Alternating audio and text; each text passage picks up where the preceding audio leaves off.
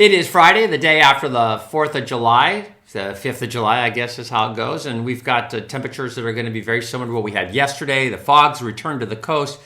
The fog is very dense. You can hardly see through it in Santa Cruz. We'll take a peek at that coming up. Ocean Beach has got fog on the Great Highway.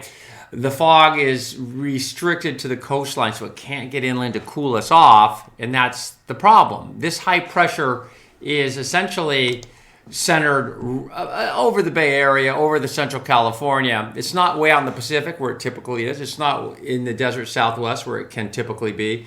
It's over us. And so that is what's unusual about this event. It happens, but the duration, the amount of time this high is spending over the top of us is, it's probably happened before, but I haven't seen it in a long time.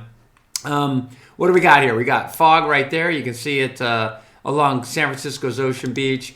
Let's see, you can kind of pick out some smoke. It's vague from the fires coming out of the state, especially Northern California, but there's numerous fires burning. Air quality, interesting, we'll get to this, but last night after fireworks in Oakland, air quality I went to Purple Air and just looked, and the air quality took a big hit. So a lot of, I guess I knew this, but it's just a lot of particulate gets put up by fireworks.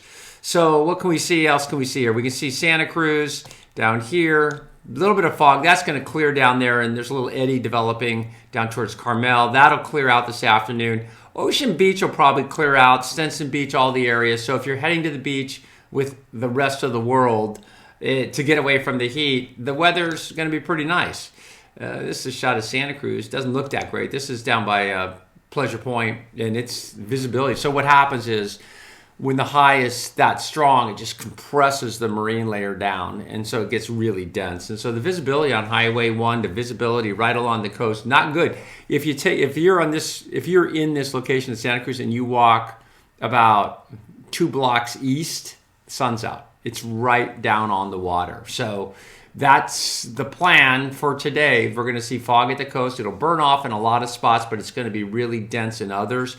This is the satellite image. I like it because we can see the current temperature in just south of Santa Rosa, east of Santa Rosa, 89 degrees out towards Napa. We've got 82 degrees in Antioch right now at this hour. And this hour is about 9:30 in the morning. It's 90 degrees up in Roseville. Wind directions, right? These barbs, see that barb there? That means the wind direction's going this way. This is your surface map. And observation, it's hourly, but it's awesome. The flags too, see that little flag at the end of the stick? That represents 5 knots or 5 miles, well, let's just call it 5 miles an hour. And that's going from the north. So still have a bit of a north wind, but we're not seeing gusty winds out there. So that is an encouraging thing. I mentioned the air quality. This is right now, and you can see that it's, it's not great. I think there's still some particulate hanging around from the fireworks last night. And also, there's a little bit of smoke at higher elevations in the Bay Area coming in, but it's pretty diffuse. So the smoke, not bad.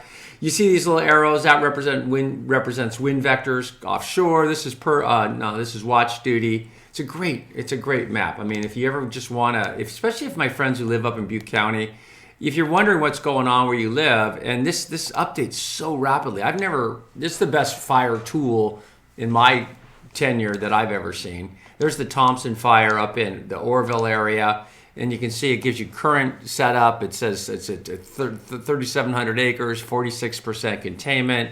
Shows you where the evacuations are. Is at level 3 in this pink area, which I don't really... Yeah, there's still some pink area there. And then the dark reds represent the hot spots where the fire is still doing what it does. So here's a shot of San Francisco's Ocean Beach. You can see the sun's trying to come out.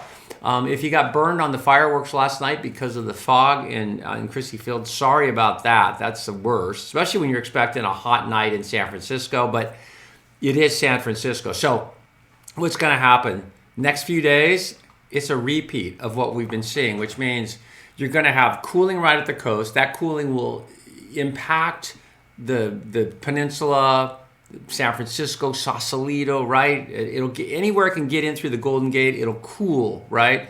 But as you go north into Novato or south down to Morgan Hill or east to Livermore, it is going to remain hot as all get out, and we're going to continue with these above average temperatures that are, I hate to say life-threatening, but they are, especially because it's day after day after day, and I'm thinking of you in the Inland Bay valleys. So just kind of hunker down, keep an eye on your pets, please, elderly, please, and the kids, little things, anything close to the ground, man, because if it's 100 degrees in downtown Sacramento today, down on the pavement, it's 130, 140 degrees.